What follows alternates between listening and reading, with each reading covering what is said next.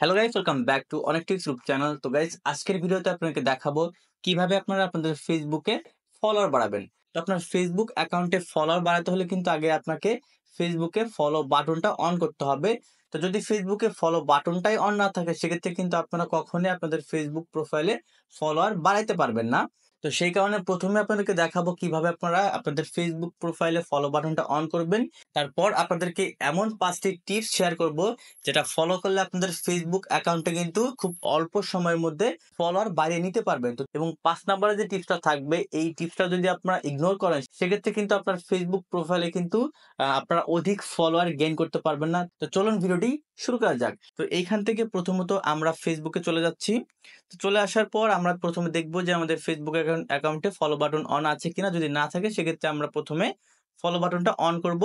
তো এইখান থেকে আমি প্রোফাইলটার উপর ক্লিক করলাম। ক্লিক করার পর আমরা এখান থেকে থ্রি ডট লাইনে ক্লিক করে দিব। ক্লিক করার পর আমরা এখান থেকে ভিউ এ ক্লিক করব। তাহলে আমরা দেখতে পারবো যে আমাদের ফেসবুক অ্যাকাউন্টে ফলো বাটনটা অন আছে কিনা। তো এখানে দেখতে পাচ্ছেন আমরা কিন্তু এখানে ফেসবুকে ফলো বাটনটা কিন্তু অলরেডি কিন্তু এখানে অন আছে।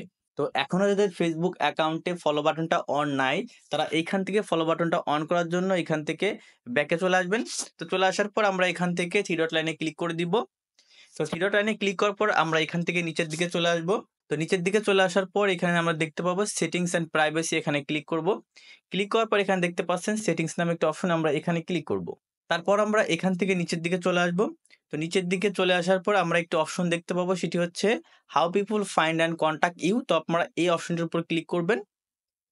তো ক্লিক করার পর দেখতে পাচ্ছেন প্রথমে একটি অপশন রয়েছে, সেটি হচ্ছে who can send you friend request. তো আপনারা এই অপশনটির উপর ক্লিক করবেন। ক্লিক করার পর এখানে দেখতে পাচ্ছেন এখানে 3টি অপশন রয়েছে, একটি হচ্ছে এভরিওয়ান, আরেকটি হচ্ছে ফ্রেন্ডস অফ ফ্রেন্ড, আরেকটা হচ্ছে নো ওয়ান। তো আপনারা এখান থেকে ফ্রেন্ডস অফ ফ্রেন্ড যে অপশনটা, এটা সিলেক্ট করে দিবেন। তো তারপর আমরা এখান থেকে সেভে ক্লিক করে দিব। ক্লিক করার পর আমরা এখান থেকে আবারও ব্যাকে চলে আসবো। আসার পর দেখতে পাচ্ছেন এখানে আরেকটা অপশন, সেটি হচ্ছে ফলোয়ার অ্যান্ড পাবলিক কন্টেন্ট, এখানে ক্লিক করব। ক্লিক করার পর এখানে দেখতে পাচ্ছেন এখানে প্রতিটা অপশন কিন্তু এখানে পাবলিক রয়েছে। তো আপনাদেরকে কিন্তু এখানে প্রতিটা অপশন পাবলিক করতে হবে। এখানে যে মানে প্রতিটা অপশন যেভাবে রয়েছে আপনারা ঠিক সেইভাবে এখানে করবেন। দেখতে পাচ্ছেন এখানে কিন্তু এটা পাবলিক রয়েছে, নিচেরটা পাবলিক রয়েছে, এবং এখানে দেখতে পাচ্ছেন এটা অন লিমিট করে রেখেছি, এবং পরের যে কয়টা আছে সব কয়টাই কিন্তু এখানে আমরা পাবলিক করেছি।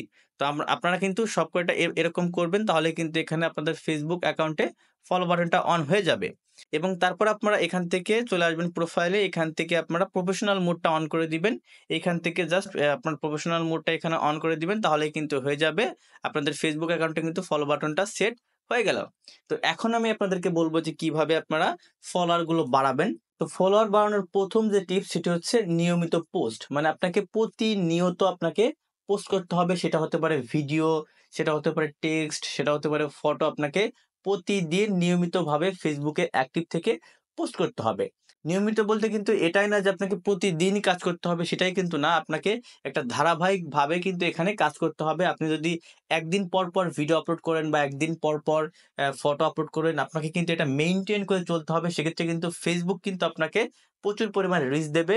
এর মাধ্যমে কিন্তু আপনারা নতুন, নতুন অডিয়েন্সের কাছে বা নতুন, নতুন ফ্রেন্ডদের কাছে কিন্তু আপনাদেরকে সাজেস্ট করা হবে। এর মাধ্যমে কিন্তু আপনারা প্রচুর পরিমাণ ফ্রেন্ড রিকোয়েস্ট পাবেন। আর ফ্রেন্ড রিকোয়েস্ট পেলেই কিন্তু আপনারা ফলোয়ার পেয়ে যাবেন। কারণ আপনার ফেসবুক অ্যাকাউন্টে কিন্তু প্রফেশনাল মোডটা অন করা আছে। এবং ২ নাম্বারে যে টিপসটা রয়েছে, সেটা হচ্ছে এনগেজমেন্ট বাড়ান। আপনাকে ফেসবুকে প্রতিনিয়ত এনগেজমেন্ট বাড়াইতে হবে। তো এনগেজমেন্ট জিনিসটা কি, সেইটি একটু আপনাদেরকে বলি। ধরুন আপনার কোনো একটা ফ্রেন্ড বা আপনার কোনো একটা অডিয়েন্স আপনার পোস্টে বা আপনার ভিডিওর নিচে কমেন্ট করছে। তো এখন আপনাকে কি করতে হবে? আপনাকে সেই কমেন্টে রিপ্লাই করতে হবে। এর ফলে কি হবে? তার সাথে আপনার কিন্তু একটা কমিউনিকেশন তৈরি হলো। এর ফলে কিন্তু ফেসবুকে এনগেজমেন্ট বৃদ্ধি পাবে। আর এনগেজমেন্ট যদি বৃদ্ধি পায়, সেক্ষেত্রে কিন্তু আপনার ফেসবুক থেকে আপনার ফেসবুক প্রোফাইল বা পেজ যেটাই হোক না কেন, সেটা কিন্তু রিচটা বাড়িয়ে দেবে। এর ফলে কিন্তু আপনার প্রচুর পরিমাণ ফলোয়ার আসা শুরু হবে।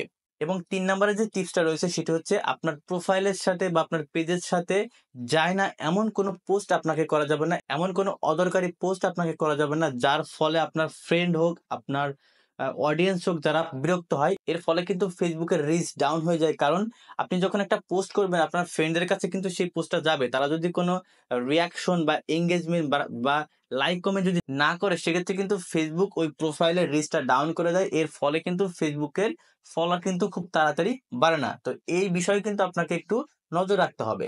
এবং ৪ নম্বরে যে টিপসটা রয়েছে সেটা হচ্ছে ট্রেন্ডিং টপিক নিয়ে আপনার ফেসবুক বা আপনার ফেসবুক পেজ যেটাই হোক না কেন এর ভিতর অ্যাক্টিভ থাকতে হবে। বর্তমান সময় কিন্তু একটার পর একটা ট্রেন্ডিং টপিক কিন্তু চলেই আসে। তো আপনারা এই ট্রেন্ডিং টপিক নিয়ে আপনার ফেসবুকের মধ্যে অ্যাক্টিভিটি দেখাইতে হবে। আপনার ফেসবুকে রিলস আপলোড করতে হবে।